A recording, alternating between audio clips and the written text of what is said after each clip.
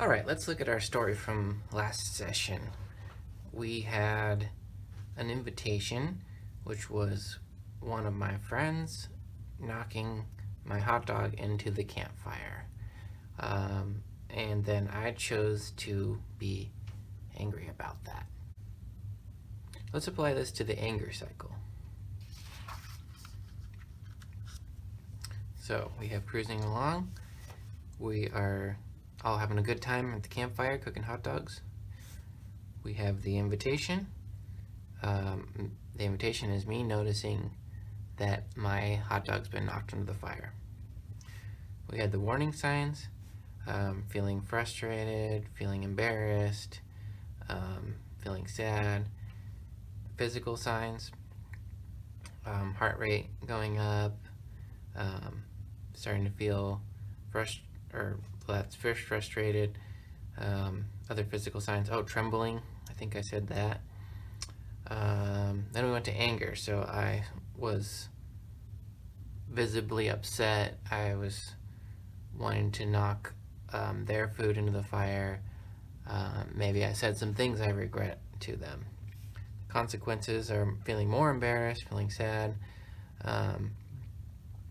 Maybe my friends thinking I don't have very much control over myself.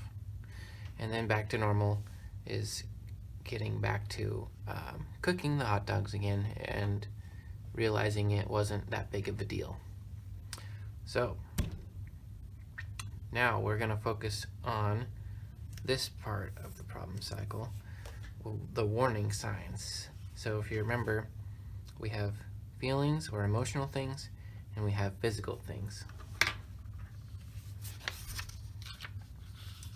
So on the feeling side, I like to think of anger as just the tip of the iceberg, if you've ever heard that expression. And basically what that means is anger is what people see on the top, but there's a lot of things that lead to it that hold it up and keep anger afloat. So these are a bunch of different feelings that might contribute to someone's anger. Like I said before, embarrassment is one for me. Being worried, scared, helpless, tricked. Guilt, feeling annoyed, anxious, hurt. Feeling rejected, feeling shame, feeling offended, feeling grief, disappointment, disrespected, grumpy, lonely, trapped. These are all different things that can keep someone angry, or at least bring anger to the surface where it can be seen. This is not a complete list. Try to think of some feelings that you have before you get angry. They may not be on this list, and write them down on a paper. So, like we said before, warning signs are two parts. So we have the feelings or emotional side, and then we have a physical side. So for the physical side, I made a list here of some different ones that people might see and recognize.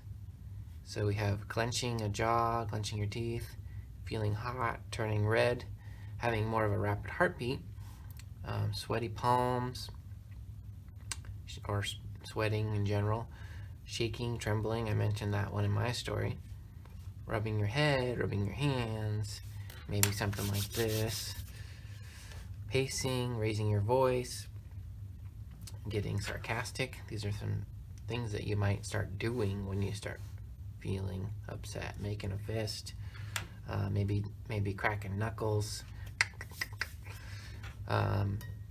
These are different physical signs, and this is not an exhaustive list either. Try to think of some physical things that you do when you're getting angry and write those down.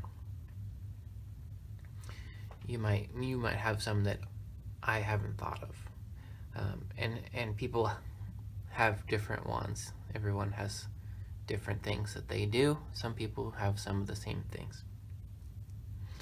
So, why is it important to recognize these things? Well, for one, a lot of times people believe that they jump right from invitation to anger. and that they skip this step, but this happens. So if we can recognize when these things are happening, we can try to avoid coming here, or at least lessen it. So if I recognize that I'm feeling embarrassed, I can then understand that I might be getting angry or heading towards anger. If I notice that I'm trembling, if I see that my voice has started to raise, I can apply some skills that we're going to learn later on in this course to help prevent that anger from coming out and causing problems.